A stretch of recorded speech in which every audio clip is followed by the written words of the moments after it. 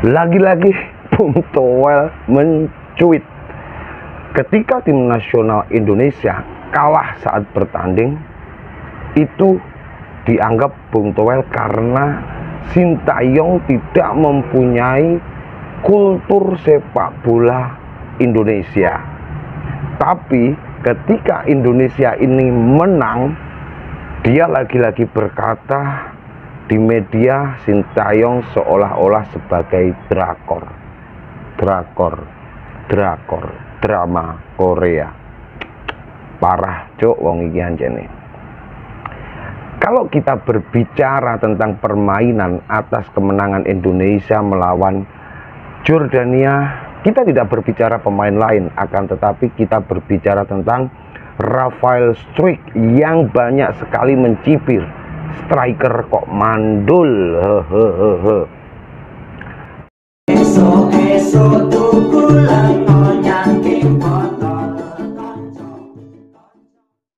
Oke, kembali lagi di sliding tackle-nya Cak Ruri.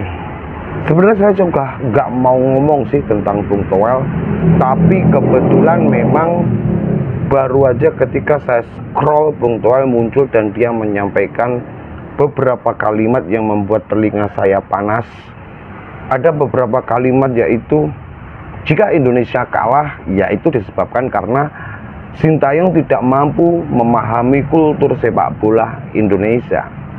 Dan di sisi lain memang Indonesia tidak pernah mampu untuk memenangkan pertandingan setelah dipimpin oleh Sintayong dengan skor yang telak. Berikutnya lagi, dia pun tetap berkata, walaupun Indonesia pun menang, dia tetap mencari sisi buruknya. Karena menganggap ketika Indonesia menang, banyak sekali drakor-drakor yang akan ditunjukkan oleh Sintayong. Aduh, wong iki rek cangkeme jek iso lho ngomong kaya ngono. Oke lah. Tapi kalau nggak ada Bung Toel, kayaknya Indonesia ini juga nggak asik sih. Lebih asik lagi kalau Bung Toel pindahlah ke Papua Nugini sana, nggak masalah dia di sana. Oke, sekarang kita berbicara tentang Rafael Struijk. Banyak sekali para netizen Indonesia pecinta sepak bola yang menyampaikan bahwa striker ini mandul, striker ini sama sekali tidak mampu untuk mencetak gol. Bahkan Bung Toel pun juga mengatakan seperti itu. Oke, sekarang kita menganalisa beberapa pertandingan saat tim nasional baik senior maupun junior berlaga ketika Rafael Struijk ini memang diturunkan. Tidak usah jauh-jauh ketika bertanding melawan Jordania. Oke, saat melawan Jordania Rafael Struijk memang tidak mampu untuk mencetak gol, akan tetapi Rafael Struijk ini mampu untuk menghancurkan serangan dari Jordania. Faktanya, ketika para pemain Jordania ini mulai build up, membangun serangan dari belakang ke depan, Rafael Struijk selalu menempel ketat playmaker dari Jordania. Ketika playmaker ini menguasai bola, maka Struijk ini selalu berada di sampingnya. Meskipun ketika playmaker ini tidak memegang bola, Struijk juga selalu berada di dekatnya.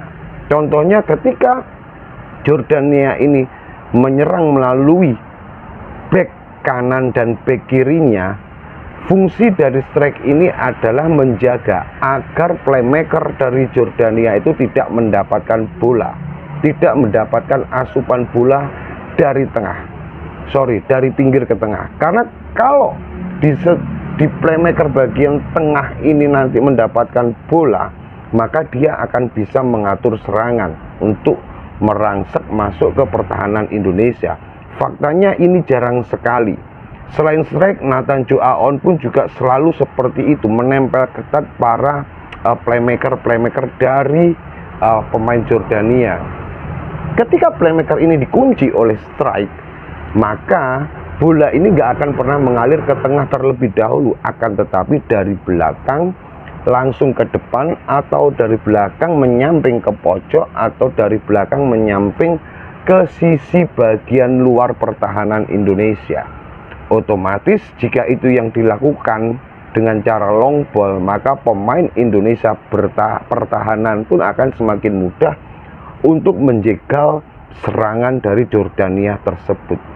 Jadi fungsi dari strike itu adalah ada istilah yang namanya line force. Jadi di sini tuh ya fungsinya strike ini selain menjadi striker, tapi dia juga harus bisa mampu menjadi pemain yang bisa menghalang-halangi para playmaker lawan ini untuk mampu melakukan akselerasi ataupun ball possession di tengah lapangan khususnya.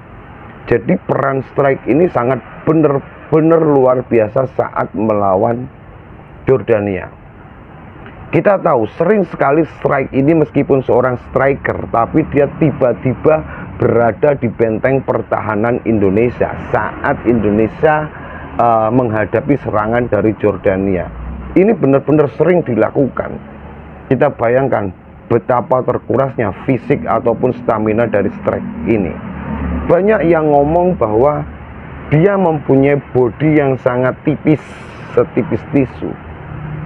Tapi kalau kakinya kita udah nggak diragukan lagi, dia memang kuat. Tapi ingat, ini masih ABG, masih anak kecil. Mungkin 2 atau 3 tahun yang mendatang bodinya tuh sudah akan semakin tertata. Kalau kita berbicara Marcelino, banyak banget yang mencibir Marcelino ini juga mempunyai bodi yang kurang ideal. Akhirnya dia sering terjatuh. Saya kira enggak juga. Dia terjatuh memang benar-benar sebuah pelanggaran yang dilakukan oleh pemain lawan. Kalau untuk body charge, saya kira Marcelino juga masih mumpuni lah. Lagi-lagi dia masih berumur sangat tipis banget. Pertama kali kita tahu saat dia pertama kali masuk dipanggil Sintayong, kurus banget. Tapi saat ini kita udah tahu bodinya si Marcelino mulai terbentuk. Jadi ini adalah peran utama dari seorang Rafael Strike selain dia menjadi seorang striker, yaitu dia sebagai destroyer bagi playmaker lawan. Dari sini mungkin teman-teman akan sedikit bisa untuk memahami dari strategi yang diturunkan oleh Sintayong. Maka dari itu Sintayong suka banget dengan karakter pada diri strike ini. Karena ini tidak ada pada pemain lain yang mobilitasnya luar biasa. Kita hanya berbicara strike kali ini, tapi kita juga tidak boleh mengingkari bahwa kemarin Nathan Joe juga luar biasa permainannya mendampingi Ivar Jenner.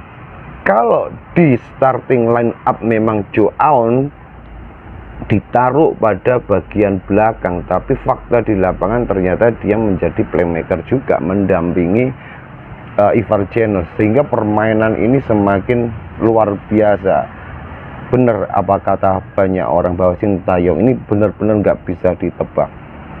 Oke, sambil menunggu pertandingan yang akan dilaksanakan malam ini antara Jepang dan juga Korea, pelatih Korea sudah menyampaikan bahwa Korea pengen banget bertemu dengan tim nasional Indonesia pada laga perempat final. Pertanyaannya, pengen adu strategi atau memang takut ketemu Qatar yang konon katanya, gak konon katanya meneh anjen, yo faktanya memang liar.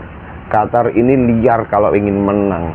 Semua wasit bisa dipengaruhi. Aku nggak ngomong dituku loh yo, tapi dipengaruhi. Entah itu sebenarnya dibeli atau memang itu murni human errornya si wasit saat melawan Indonesia Qatar kemarin, kita juga nggak tahu. Tapi yang jelas permain kemarin menurut saya sangat-sangatlah kotor.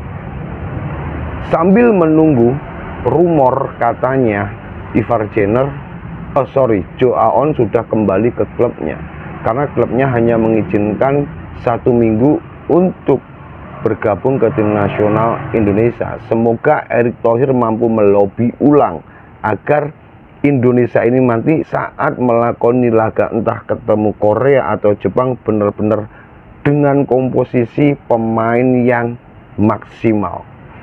Saya kira ketika nanti bertemu antara Jepang dan Korea, saya juga men-scroll komentar-komentar para fan dari Korea Mereka menyampaikan bahwa kali ini Indonesia memang mempunyai komposisi pemain yang luar biasa, strategi yang luar biasa, kontrol bola yang luar biasa, passing tingkat akurasinya tinggi banget.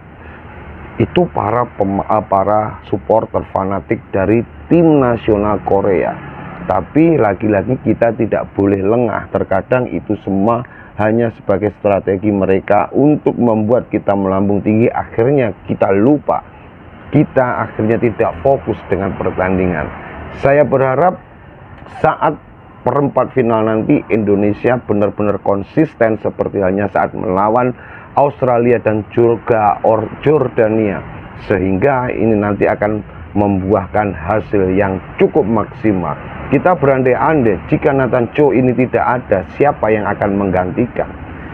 Oke, karena kalau kita melihat pertandingan kemarin ketika babak kedua udah berjalan hampir menit-menit terakhir, oke, memang mencetak gol, tapi permainan pun juga tidak berubah. Keren banget.